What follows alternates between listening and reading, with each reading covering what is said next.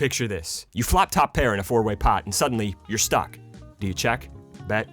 Take your pants off and roll around on the floor? As one of our viewers astutely commented on a recent video, multi-way pots are 95% of what we face, but most poker content only focuses on heads up. I think he's right. So today, we're gonna fix that. We're gonna focus on multi-way, and in this video, you're gonna learn when to bet or when to check as the pre-flop raiser. You'll learn how to size correctly when you are multi-way. You'll learn when to bluff, when to donk bet, and maybe most importantly, the 5 biggest red flags that most players miss when they are playing multi-way pots. This is the same system we teach our top students, some of whom are now earning over $100 an hour. But I want to make clear, we don't make any income or win rate guarantees. These results are atypical, and you most likely won't achieve them because I can't sit behind you and whisper in your ear what to do each hand. What we can do, though, is pass down the exact lessons that our best students are using right now to crush multi-way pots. If you've ever been stuck in a bloated multi-way pot with no plan, this is the video that gives you one. Let's jump in. All right, you guys know I'm a big fan of Flowchart, so let's start with a flowchart. And when we are multi-way as the pre-flop raiser, the first question I like to ask is this flop likely to get stabbed? When we look at what makes this a yes, what makes it more likely, if the board is wet, right? If there is a flush draw out there, if there are a bunch of straight draws out there, it is going to be more likely to get stabbed. Also more likely to get stabbed if the board is dynamic. This is kind of a cousin of wet, but this just means, are the nuts likely to change on the turn? So a dynamic board could be dry, like 7-4 deuce rainbow, but if you look at this board, pretty much every card in the deck except a 7 is going to change the nut. But in general, the more wet and the more dynamic the board, more likely it is to get stabbed. The final factor that makes it more likely to get stabbed is the amount of players left to act behind us as the pre-flop raiser. So let's jump into a few examples and let's kind of put this flowchart into practice. So we open pocket 6s from the low jack, the cutoff, the button, and the big blind are going to call. We flop middle set and the big blind checks it over to us. So is this board likely to get stabbed? The flop is wet. There's a flush draw out there. There's a bunch of straight draws. The board is dynamic. The nuts are likely to change, and there are 2 players behind us left to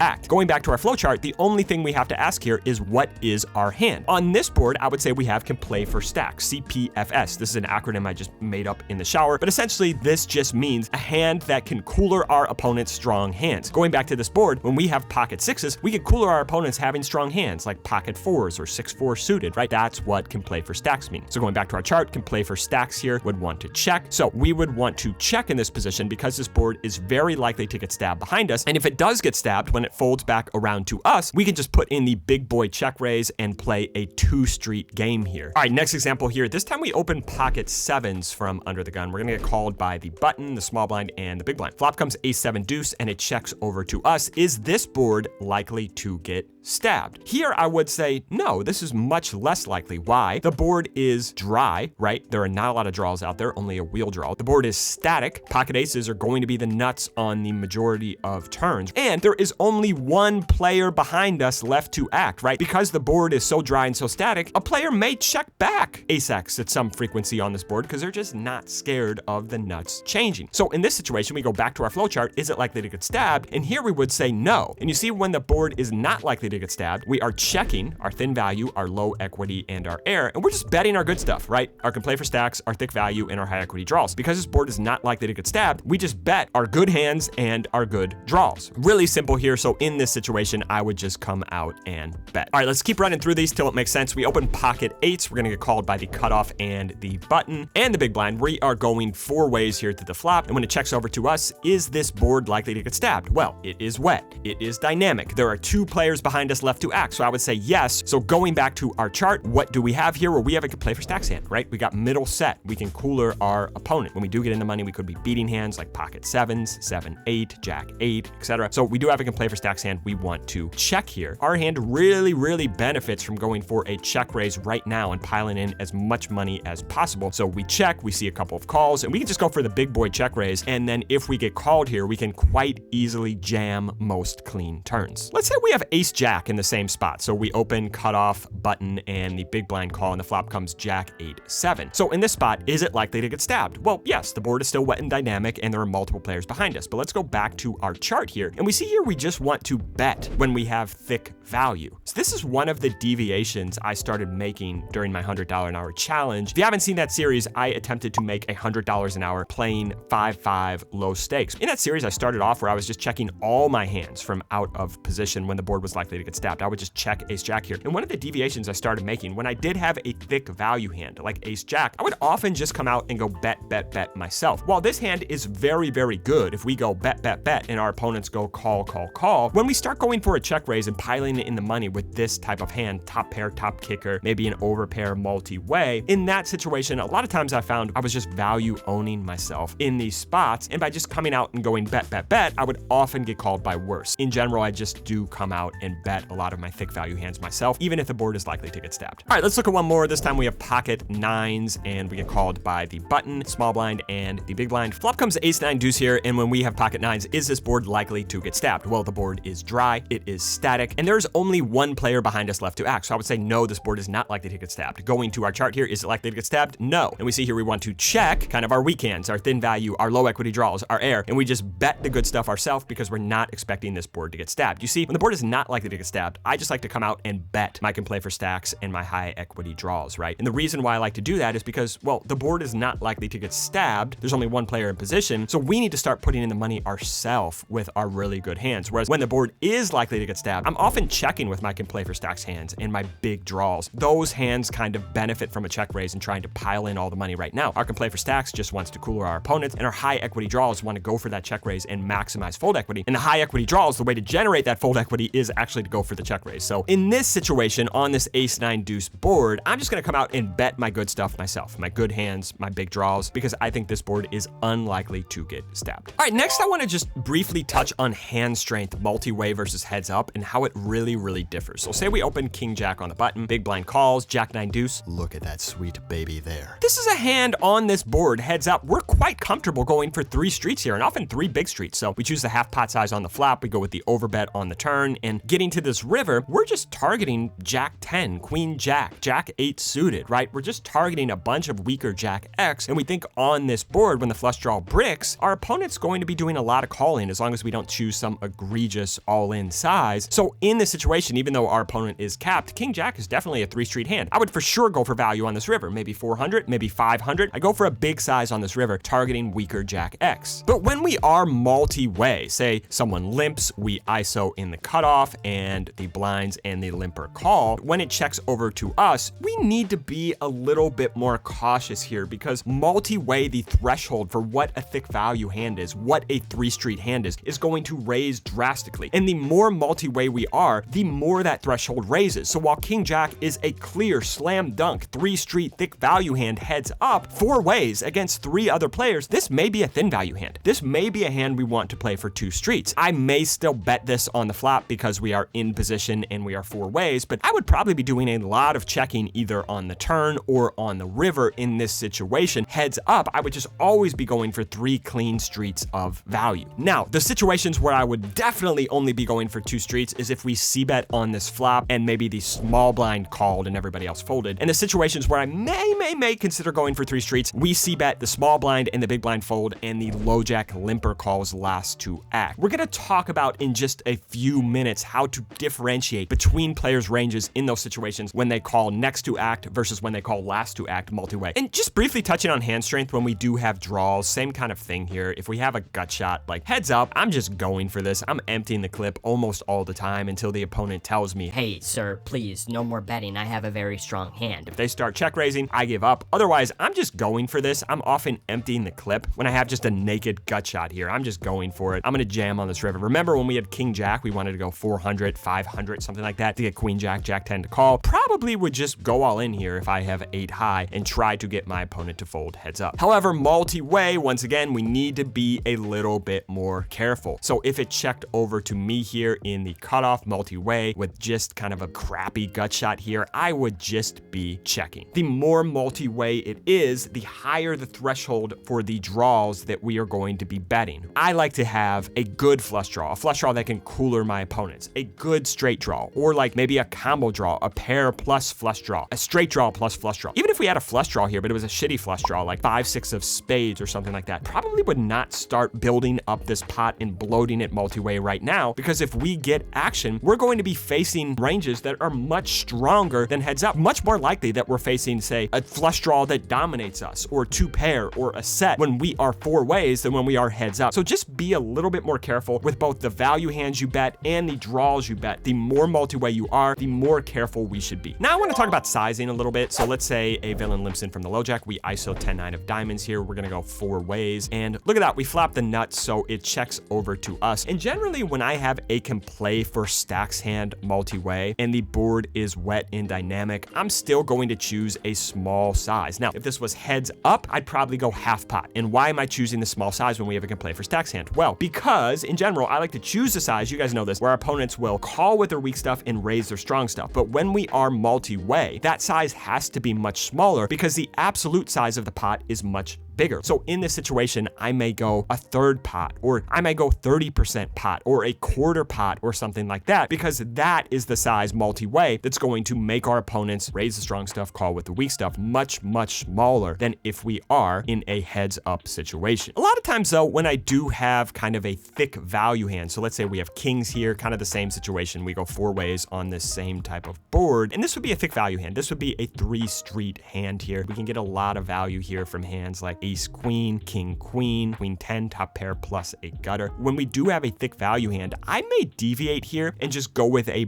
big bet. I'm not all that concerned about trying to get my opponents to raise their strong stuff in this situation. I'm just trying to maximize value against hands like ace queen, ace high flush draws. If I do have a nutted hand like 10-9 suited here, I'll choose a smaller size because I'm really incentivized to get our opponent to raise when they have queen jack or pocket eights or something like that. Really, really good for us because we can just get in all the money right now. When I have kings, I'm not all that concerned about that. Sure, I'm going to get value owned slightly more here. We get to maximize value against the flush draw and queen X portion of our opponent's range. We're also bet small here when I have big draws. The only kind of exception I'm making is when I do have kind of a thick value hand that doesn't really benefit from our opponents raising the strong stuff. So once again, can't really go wrong here. If you just want to simplify and use a small size with everything, that is okay too. But I've been kind of trying to push these tiny edges and doing different things with different hands in my range based on what my specific hand's incentive is. And you may be thinking, Well, Mark, aren't the players in my games going to exploit me?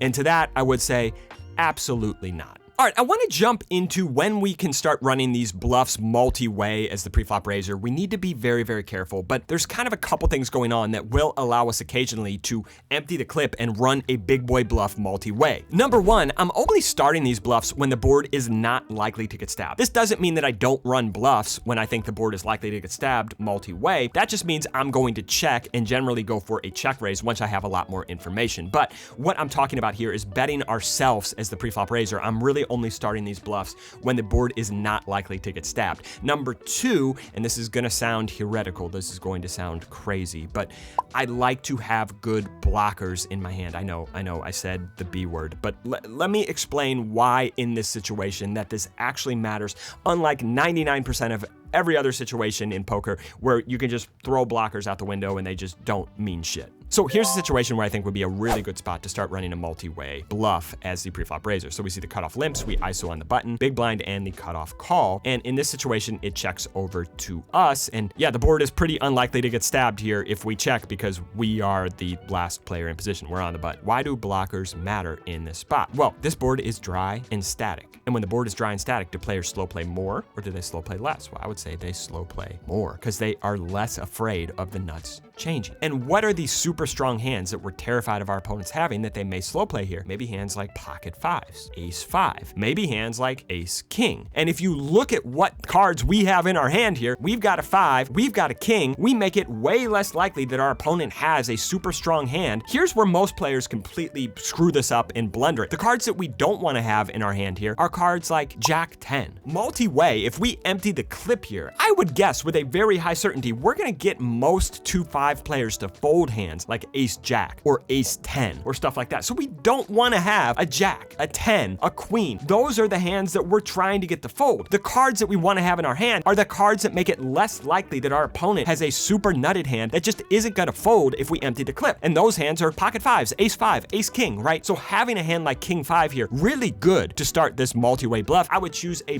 big size here because the board is dry, it is static, they're not going to fast play anyway. We want to get them to pile in the most amount of money with hands like ace jack, ace 10, ace 8 right now, because they're going to do a lot of calling on the flop, calling on the turn, and folding on the river when we put all the money in. They will not call you down in this spot all that frequently when they do have a hand like ace jack or ace 10, because this looks so strong multi-way, and also it's hard for us to be bluffing here. And you may be thinking, well, Mark, there's this player in my game that's really sticky and he'll never fold an ace. And to that, I would ask, okay, when you have ace jack in this spot, if this guy's never folding an ace, are you going bet, over bet, jam every time you have ace jack? Because if you're not, then either one, you're leaving a shit ton of money on the table, or number 2, you actually don't believe that. You actually don't believe that he's going to call with ace jack, right? One of those things has to be true. Let me show you one more example here. This time we open ace 5 of diamonds from under the gun. We get called by the cutoff the button and the big blind, and we go multi-way to this flop. In this situation, remember, our 2 kind of components for starting a multi-way bluff here is the board is not likely to get stabbed, and we've got good blockers. Well, I would say in this situation, we've got some pretty decent blockers, make it unlikely our opponents have hands like pocket 5s or ace queen. But in this situation, I would say, even though the board is dry, there are multiple players behind us, and the board is somewhat dynamic, the board is somewhat likely to get stabbed. And if the board is at all likely to get stabbed, I just really don't like coming out and betting with pretty much anything except thick value in this situation. Because what happens when we check? Well, either it checks through, or players are going to start to bet, and when they bet, they start to telegraph their hand strength with their size. They start to give us a clue of what they have. So if we check here and this checks through, bottom pair, we could have the best hand, right? We could have the best hand, and we just get to realize and see a turn for free. And if someone bets, well, if they stab big, multi-way, likely going to indicate strength, and we can just get away from this and not waste any money. And if they stab small, well, we can start considering actually turning bottom pair here into a bluff, trying to get weak queen X, pocket 10s, 9X, draws, all this stuff to fold. That's why I don't like to just come out and c-bet ourselves as a bluff. I like to kind of see what our opponents do when the board is likely to get stabbed. If the board is not likely to get stabbed, like in this example where we had king 5, that's where I just come out and bet myself. Next, I want to jump into how we should play multi-way as the preflop caller. We already talked about how we should play a bunch of spots as a preflop razer. So let's talk about the preflop caller next. I'm going to talk about when we should continue very, very tight, when we can consider pouncing and running these big bluffs as the preflop caller, and when we should consider just coming out and donk betting ourselves, coming out and leading as the preflop caller on the flop. So let's jump into it. So when should we continue very, very tight as the preflop caller? When an aware player c-bets multi-way. So let me show you. This one, a good pro opens under the gun. If you guys have been watching this channel for a while, when a strong pro opens early versus early, I am just 3-betting a polarized range. So the very top of my range, hands like aces, kings, ace king suited, and then the bottom of my continue range, which early versus early, maybe hands like king 10 suited, king jack suited, ace 5 suited, hands like that. So pocket jack squarely in the middle of my range. Why do I want to be doing a lot of calling when a pro opens? In general, most of the table behind us probably is not going to be pros, and if a lot of the table behind us is fish, we want to be doing a lot of flatting here to let the fish into the pot. So in this situation, I'd be calling with pocket jacks. We are going to go multi-way here, 4 ways to the flop, checks over to the pro who opened from under the gun. When an aware player c-bets 4 ways into 3 other people, this is a spot I would just be continuing very, very tight. Pocket jack, slam dunk, fold. Probably be even considering folding hands like queen jack suited or king queen suited here, possibly this multi-way, because what is this pro betting 4 ways on this flop into us and 2 fish? It's probably going to be a very strong range that consists of hands like king queen plus and big draws. So how is a hand like queen jack or king queen doing against that range? Not all that great. When an aware player c-bets multi-way, run, get out of the way. Next example, when we want to continue super tight, when we see someone stab big multi-way. So we're going to call here with 8s on the button because a player named Limping Larry opened from under the gun, and when players who have a limp range, who are not limp razers, but guys who are just limping like pairs, suited, Broadway, stuff like that, when these guys open, it's just going to be very, very strong. So we call here with pocket 8s, we go 4 ways, and now this guy from under the gun into 3 other people is just going to c-bet for pot. And it looks like, hey, pretty safe flop for pocket 8s, right? We flopped an overpair. This is a situation I'd just be folding all the the time. When this guy opens from under the gun, a guy who has limping range opens to 5x and then c-bets into 3 other people on this flop, he is just screaming at the top of his lungs. I got kings. I got queens. I got jacks. I'm scared. I'm terrified. I don't know what to do. Please, everyone, fold so I can just take down this pot right now and not have a bad beat. When a player c-bets multi-way with a big size, we just want to be continuing very, very, very tight here. Next situation, I want to be continuing very, very tight when there is a c-bet and then a call next to act, and then it's on us. So we see a player opens from under the gun, the button, and we are going to call in the big blind along with the button. We're going 3 ways to a flop here, and now the under the gun preflop razer comes out and bets 50, and the button calls next to act. So in this situation where you see a c-bet multi-way and then a call next to act, and then it's on us. When a player calls next to act, when we jump into the red flag section, we're gonna cover what this means exactly. But when a player calls next to act, gonna be a super strong range. When a player c-bets multi-way, gonna be a much stronger range than when they c-bet heads up. So already we're against 2 pretty strong ranges here. I would just be considering folding top pair without anything else going on right here, right now on this flop. Next, I want to talk about when we can pounce multi-way as the preflop caller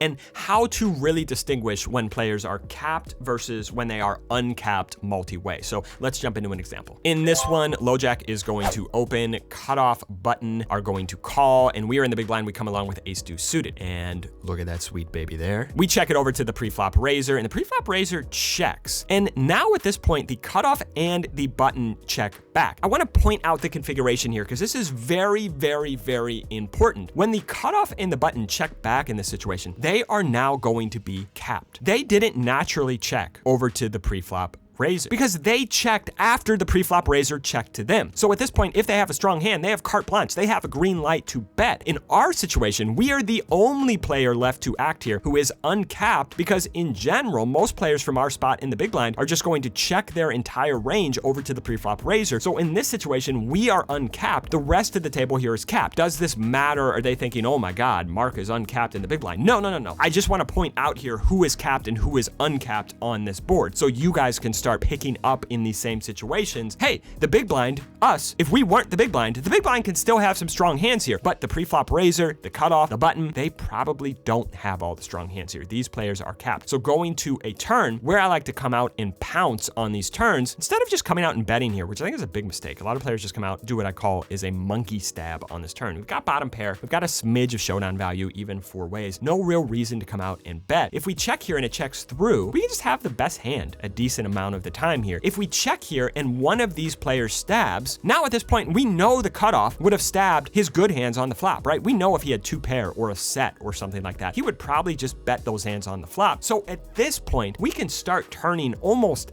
everything that doesn't beat second pair here into a bluff because we know the cutoff just doesn't have the top of his range almost ever. So this is a situation we can pounce. I would go for the check raise. The check raise actually maximizes fold equity. The check raise looks strong. The turn check raise looks super strong. We know the cutoff doesn't have any good shit, so we can just start piling money right here. This is the situation where we can absolutely pounce and just print money multi-way. All right, so this next spot, this is the sauce, right? This spot, I feel like a lot of players just don't know this or don't use it, but this can really, really, really add a lot to your game. And look, this exact spot used to cost one of our bootcamp students thousands. Look, he was a pretty good player, right? He was playing 2-5, winning about 30 bucks an hour before bootcamp. He was studying all the videos on YouTube. He was putting in the work, but this spot used to always, always, always trip him up. Inside bootcamp, we broke down for him how to not just play this exact spot, but a bunch of spots like these, a bunch of little tips like this that you're probably missing in your game.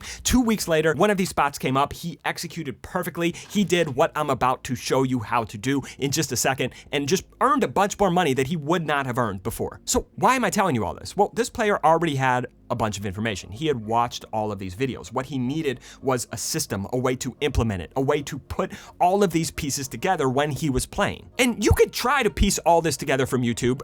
I believe a lot of players do, and I genuinely believe, I'm biased, I genuinely believe we're putting out better free shit than most people's paid content. So you can learn a ton from these YouTube videos, but that's the slow path. That's the trial and error path. That is the second guessing path. And the player we talked about before, the guy who was earning 30 bucks an hour, he told me he had watched all the YouTube videos, but boot camp made it stick. Boot camp made it all make sense. And the way I look at this is two ways. You can either pay with time, trying to put all these pieces together yourself, which, to be fair, like a lot of players have done. You could probably figure out, or you could pay with cash, right? You could pay with money and you could speed up this whole process. That's what we can help with in boot camp. Because let's be honest, paying with time, trying to put all this together yourself, doing it the free way, usually ends up costing you more, because every session you play without a system, you are lighting thousands of dollars of EV on fire. So if you're just trying to become a winning player, if you're just trying to win, the free content, the YouTube videos, these are great. If you're trying to go from winning to crushing, our 28-day bootcamp is how you get there. All right, now let's jump back into this concept, which I've teased for several minutes. I want to talk about when we should consider donking or coming out and leading ourselves as the preflop caller. So let's jump in. All right, let's say a fish limps from the low jack, a fish limps from the cutoff, a pro ISOs to 35 on the button. We're in there with pocket twos and both limpers come along. Flop comes jack, nine, deuce. And at this point, what most players do in the spot is they just naturally check, right? We're the preflop caller. We should just be checking here. We check. And the problem with this spot, if we look at fish one and fish two, what are these players going to do 95% of the time? Well, they are also going to check it over to the preflop razer. And a pro here on the button, how often is he going to bet here into two fish and us? Probably not all that often, right? Unless he has a very strong hand. So this is just going to get checked through a ton. And even if the pro does bet, we are now in a quandary, because if we check raise here, what we're going to do is we're going to shut out the two fish behind. So it's almost like we have no good option here on the flop. Instead, what I like to do in this spot, when there are fish in between us in the preflop razer, I just like to come out and bet myself in this spot. If either of these guys has a jack or a nine or a straight draw or a flush draw, they're not folding now. We have just minimized fold equity. Who cares if we don't get the stab from the pro on the button, who's going to be understabbing anyway multi-way? It doesn't matter. This is how to maximize value against the two fish in the hand. When there are fish in between us and the preflop razer, I just like coming out and donking my very, very strong hands myself. The situation where I don't want to do this, let's look at this one. Let's say a pro opens from under the gun and fish call on the cutoff and the button. We come along in the big blind. This is a situation where I don't want to donk, because if we look at this, there are no fish in between us and the preflop razer. So if we come out and check here, what happens? Well, the pro has a chance to stab. Probably not going to be stabbing four ways all that much with two fish behind him. But even if the pro checks, now the two fish have carte blanche to stab, because the preflop razer is checked over to them. They are not in the situation where they're just naturally checking over to the preflop razer. So if one of these guys stabs, well, maybe another guy calls. Now we can put in the check raise. We've shut the pro out of the hand. Now we're just playing against the fish. When there are fish behind the preflop razer, this is where I like to check. This is where I like to go for a lot of the check raises. When there are fish in between us and the preflop razer,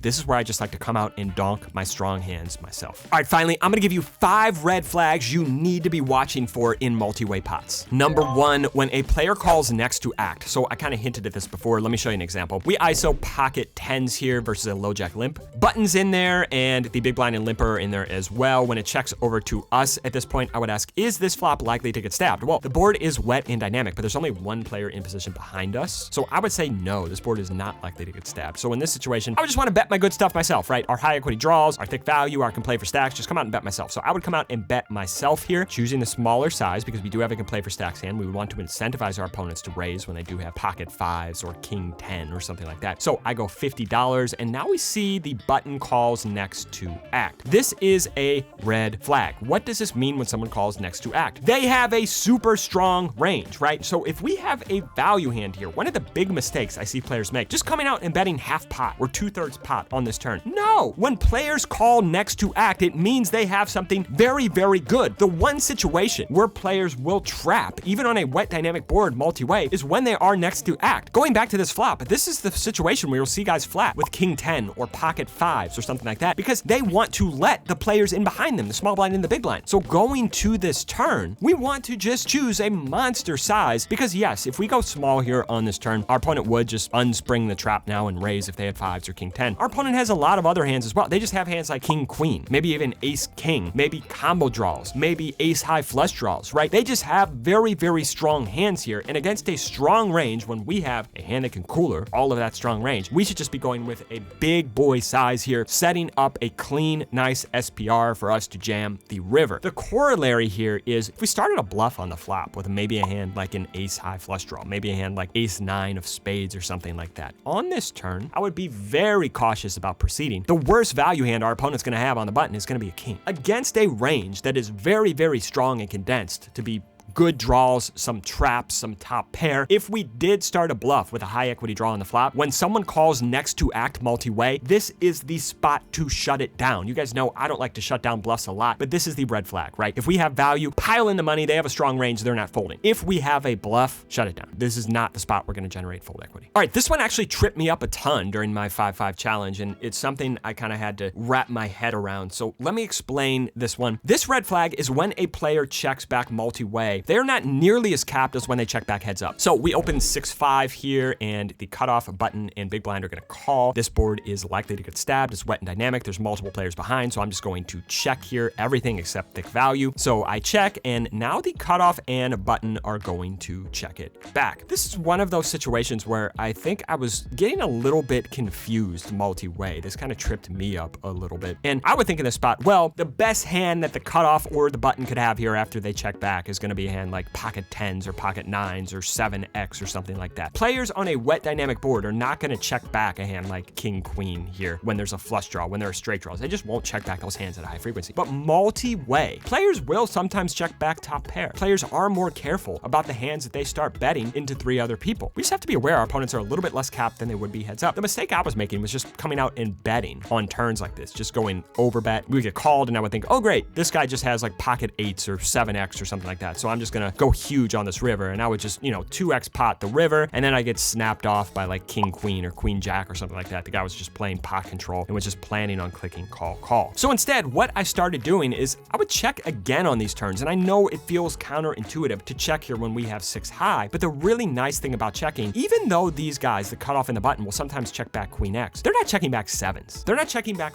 4s. They will check back the top pair sometimes, but they're not checking back super strong hands. If we just come out and bet, they have an easy decision. They can just click call when they have king queen. But if we check one more time here, now we can put that queen X in a blender, because while the queen X is quite comfortable clicking call even in big sizes, the turn check raise looks super strong, and now we can put queen X in the spot that it didn't want to play, which is why queen X didn't want to bet on the flop, because queen X doesn't want to play for all the money. And by coming out and check raising here on the turn, we can make queen X easily play for all the money. And I think this is the spot. When I started making this shift in the 5-5 challenge, I noticed I started getting a lot more folds, and players would often show me a hand like king queen or queen jack here and just snap fold it on the river. The check raise generates much more fold equity in this spot. All right, next one I want to talk about multi-way is the flop donk bet. So we're going to open here from under the gun. We get called by a bunch of people. Now the villain in the small blind is just going to come out and donk. And a lot of players are confused in this spot because donks can mean different things depending upon the situation. So a donk bet is when a player is the pre-flop caller just comes out and leads into the pre-flop razer. So if we were heads up in this spot, low jack versus big blind, when a player comes out and donks small, it's full of shit almost always. But when they come out and donk multi-way, or when they come out and donk in a 3-bet pot, 5 times, 10 times stronger than when they donk heads up,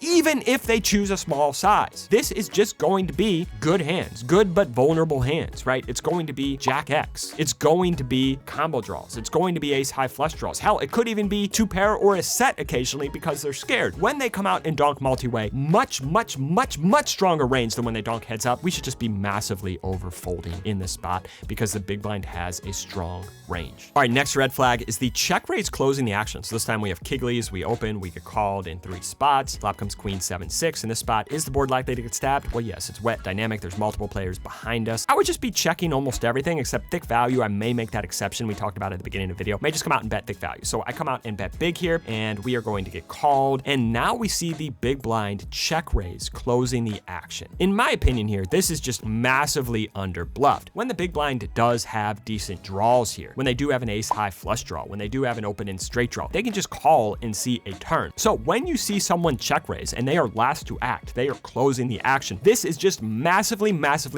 under bluffed. I would just happily slide kings into the muck here 10 out of 10 times. Finally, this one is tricky, but it can save you a ton of money. So when you see someone call on the flop and then come out and donk lead on the turn. So let me show you. This is a big red flag. This time we're gonna have Kiglies again. We see the same flop, so we're gonna come out and c-bet. bet, and this time we get called by the big blind, and now the turn is a 5, and the big blind just comes out and donks for a large size. When this happens, what does this mean? In my opinion, this just means, hey, my hand has greatly improved, or my hand was very strong, and now I don't want to see this turn get checked through because I have a very strong hand and I don't want my hand to shrivel up in value. this means the big blind generally has a hand that is 2-pair plus, right? This is going to be straights, sets, 2-pair. When we see the call on the flop and then a big donk lead on the turn, happily just throwing kings into the muck here, this is a huge red flag multi-way. Signal strength all the time. All right, if you're watching this video, that means you're probably a winning player who wants to be a big winning player. That is the demographic who watches this YouTube channel. And no doubt, if you put in the time and the effort,